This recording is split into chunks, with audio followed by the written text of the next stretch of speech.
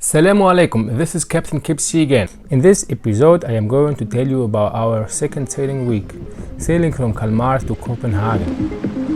Das ist der Tobias, der ist seit gestern mit dabei, Crew. Die Laura immer noch am Stand. Die Sonne geht langsam runter. Schöner Halbwind.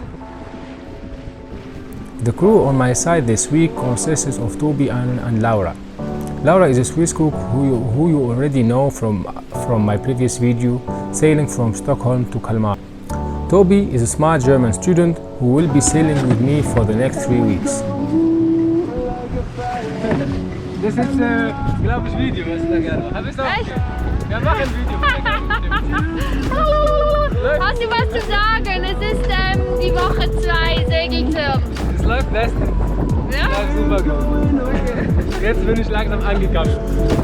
Together we sailed 188 nautical miles in just 2 legs. The first leg was a night passage with 110 miles from Kalmar to Simrishamn, where we crossed the Hanoi Bay.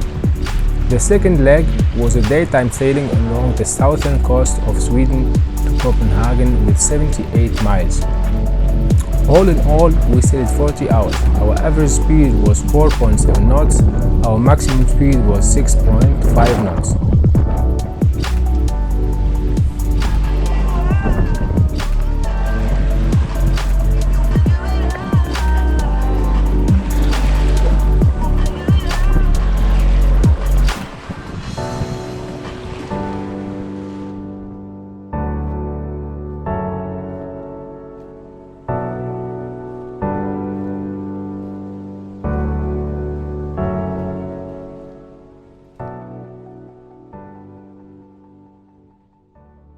Let me show you where we are. So here we are in Simrishamn port. So it's in the south east of the Hanoi Bay in Sweden. And as you can see, the weather looks really nice today. We have sun and a small breeze of air, of wind. So today we decided to spend the day in the port because yesterday we had 23 hours non-stop sailing, also overnight. We started in Kalmar and then in one leg we did Kalmar, Simrishamn, and we crossed the Hanoi Bay. So it took us 23 hours and it was around 105 sea miles. So for today we have some small things to do, basically some small repairs. So there is a boat equipment shop here, and I hope that they have also some possibilities to repair the sail. So basically what I have to do is, let me show you. So what I need to do is to buy this. So we lost one of these, so for the mainsail, so the guide, these plastic guides, so I need one of these. So I'm going to take a picture of that just to show it to the guy from the boat shop. So sorry for that.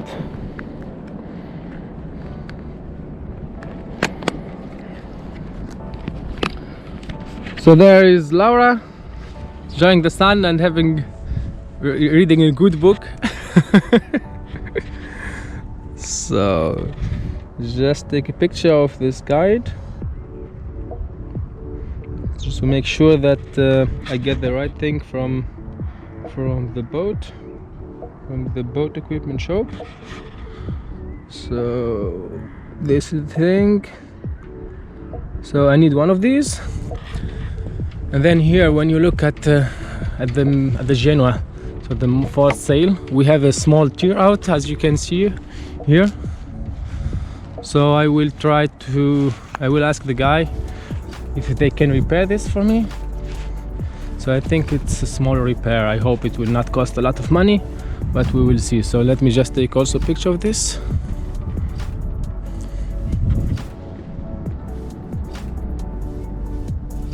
Okay, so this is basically what we need for today.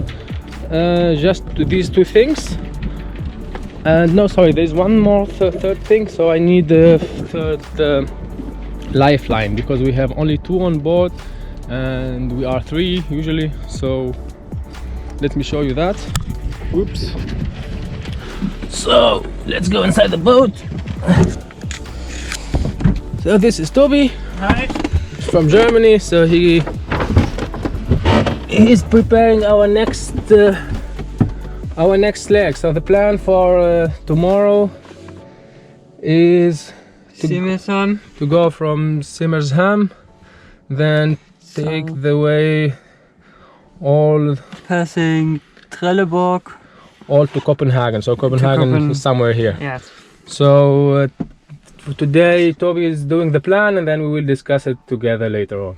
But let me show you what I also need to buy. So from the boat shop, I hope I will get these things. So I need one of these. Like, these are the safety lines you use when you make a night sail.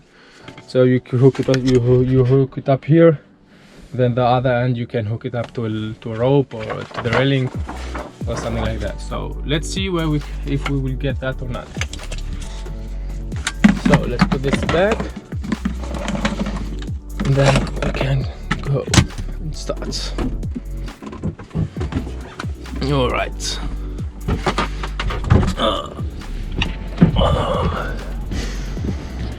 Okay.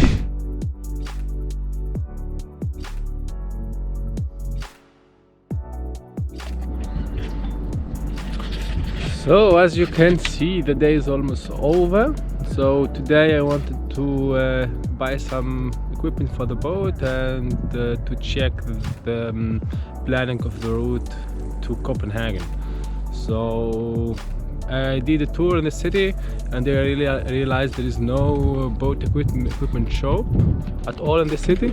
So I'm a little bit surprised, because when you look over there you will see that there are a couple of big boats, fishing boats. When you look here you also see a couple of boats. So this is our boat, and in the background you see many sailing boats. So I was really surprised that there is no boat equipment shop at all. But the good thing, I managed to talk with a guy working in the fishing harbor, and he was so kind to give me some of his. So he gave me 3 of these things, and I hope that they will fit in my mast. So let's go and check that.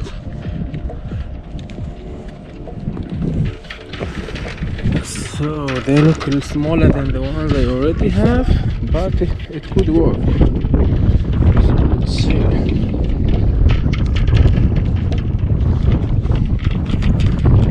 Okay, they fit in. Nice. So, okay, we are lucky. They fit in. And regarding the rest of the equipment and the repairing the jeep, we will do that in Copenhagen then, or in Trelleborg, depending on what is our next station. Okay, so see you.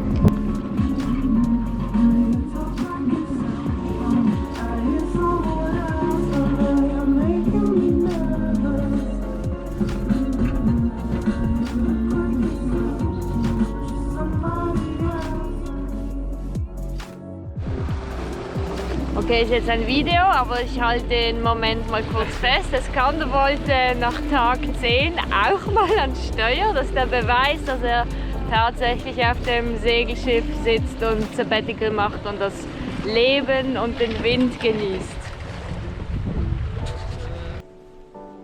All in all, we had a really smooth sailing week in which all elements aligned in our favor. The wind was pushing us gently from the right direction. The sun was warming our days, and the moon lightened our first night passage. Everybody on the boat was happy and satisfied. Still, although things went just the way we planned them, there were 2 main challenges in this week.